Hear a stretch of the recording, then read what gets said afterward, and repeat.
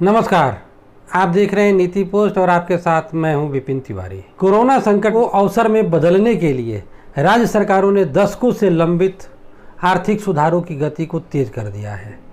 चाहे मध्य प्रदेश हो, उत्तर प्रदेश हो या फिर गुजरात या कर्नाटक। मध्य प्रदेश के बाद से उत्तर प्रदेश की योगी आदित्यनाथ की सरकार भी आर्थिक सुधारों की तरफ तेज़ी से बढ़ रही है।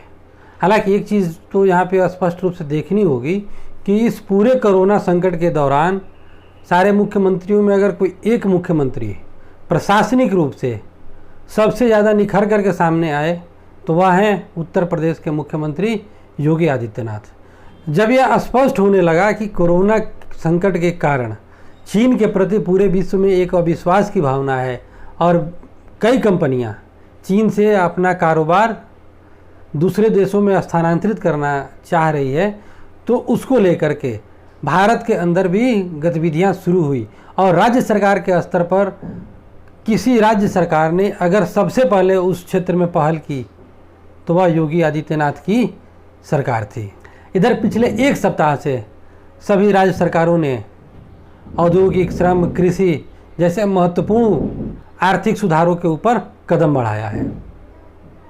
हम पिछले वीडियो में मध्य प्रदेश सरकार द्वारा किए गए आर्थिक सुधारों की चर्चा कर चुके हैं। इस बार हम योगी आदित्यनाथ की उत्तर प्रदेश सरकार के द्वारा किए जा रहे विभिन्न सुधारों पर चर्चा करेंगे। मुख्यमंत्री योगी आदित्यनाथ ने यह घोषणा की है कि जो भी मजदूर या श्रमिक दूसरे राज्यों से वापस उत्तर प्रदेश आ रहे हैं उन्हें वापस उत्तर प्रदेश में ही रोजगार दी जाएगी। लगभग 20 लाख रोजगार सृजन किया जाएगा और रोजगार सृजन के लिए नए निवेश का आना बहुत ज़रूरी है। नए निवेश को उत्तर प्रदेश में आकर्षित करने के लिए उत्तर प्रदेश सरकार ने एक नई एजेंसी की गठन की घोषणा की है, जिसका नेतृत्व खुद मुख्यमंत्री करेंगे तथा औद्योगिक विकास एवं एमएसएमई के मंत्री उसके उपाध्यक्ष होंगे। इसमें विभिन्न क्षेत्र के विशेषज्ञों को भी रखा जाएगा और इसका जो मुख्य उद्देश्य है वह है नए निवेश को प्रदेश के अंदर आकर्षित करना, जिससे नए रोजगार सृजन की संभावना बढ़ सके। उसी तरह से उत्तर प्रदेश सरकार ने श्रम सुधारों को लेकर के भी बहुत बड़े कदम की घोषणा की है। प्रदेश के सभी उद्योगों को लगभग सभी श्रम कानूनों से अगले 3 साल के लिए छूट दे दी गई है। अब केवल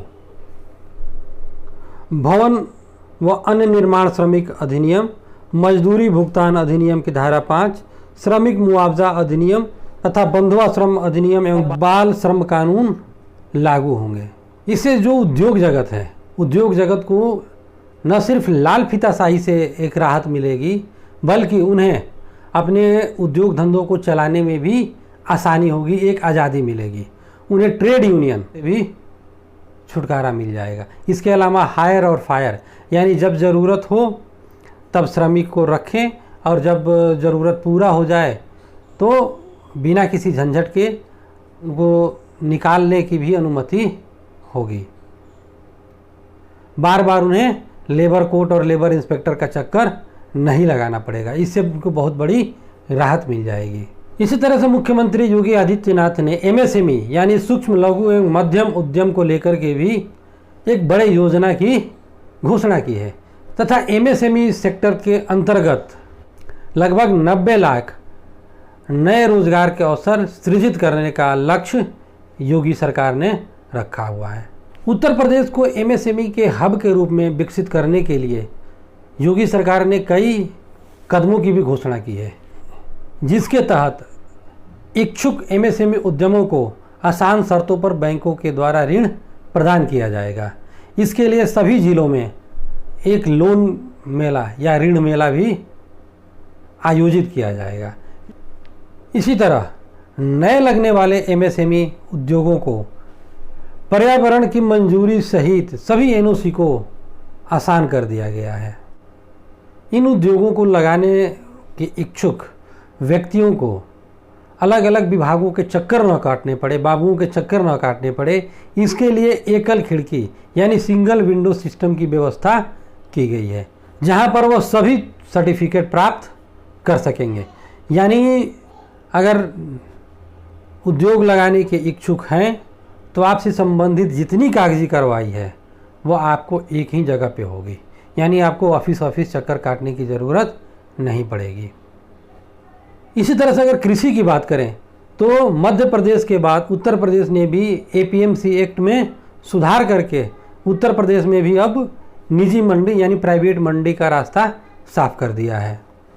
उत्तर प्रदेश उत्पादन मंडी अधिनियम में परिवर्तन के बाद अब किसान 46 फलों एवं सब्जियों को बिना मंडी में लाए सीधे बेच सकेंगे। इन सुधारों के बाद से निजी मंडी का रास्ता तो खुला ही है, लेकिन निजी मंडी के साथ साथ अब कोल्ड स्टोरेज एवं गोदाम को भी बाजार माना जाएगा, यानी मार्केट प्लेस माना जाएगा और वहाँ से भी खरीद बिक्री हो सकेगी। पूरे प्रदेश में व्यापारियों को सिर्फ एक लाइसेंस दिया जाएगा और उस एक लाइसेंस के आधार पर वह पूरे प्रदेश में जहाँ भी चाहें किसानों से उनकी फसल की उपज को खरीद सकते हैं। इससे न सिर्फ व्यापारियों को आसानी होगी बल्कि किसानों को भी एक बड़ा बाज़ार मिलेगा और उनको भी मंडियों के साथ साथ सरकारी मंडियों के साथ साथ प्राइवेट मंडी का विकल्प भी खुलेगा और उनके उत्पादों को उचित दाम मिलने की संभावना ज़्यादा बढ़ जाती है। अपने यहाँ कोई भी नया उद्योग लगाने में जो सबसे बड़ी समस्या आती है वह है ज़मीन की।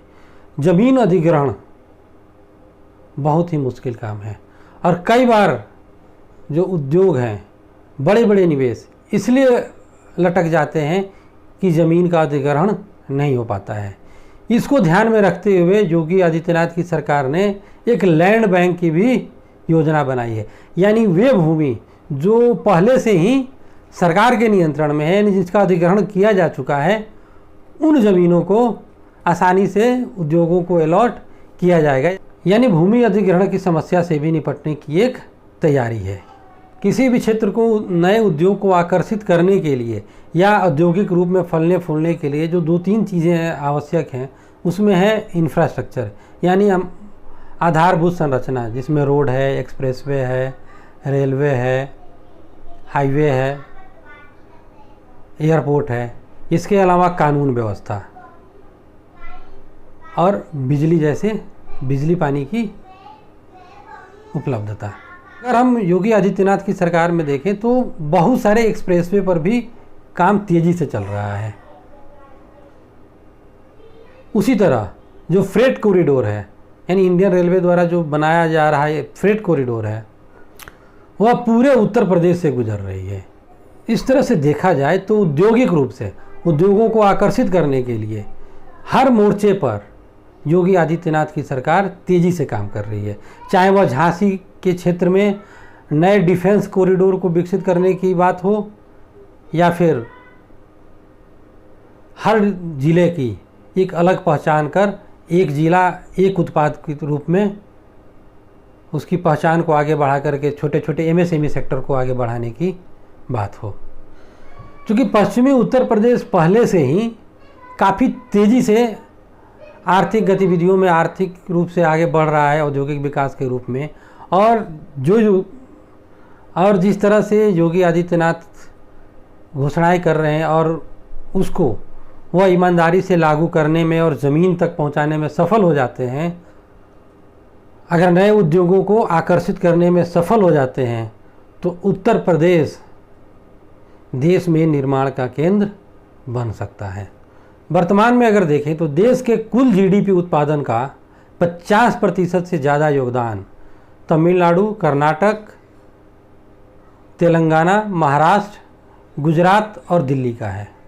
लेकिन जिस तरह से उत्तर प्रदेश के मुख्यमंत्री योगी आदित्यनाथ एवं मध्य प्रदेश के मुख्यमंत्री शिवराज सिंह चौहान नए आर्थिक सुधारों का नेतृत्व कर रहे हैं, उससे यह संभावना जताई जा सकती है कि आने वाले समय में देश के जीडीपी विकास का जो नेतृत्व है वह हिंदी बेल्ट में शिफ्ट हो सकता है। इसका असर बिहार और बंगाल और उड़ीसा तक भी दिखाई देगा।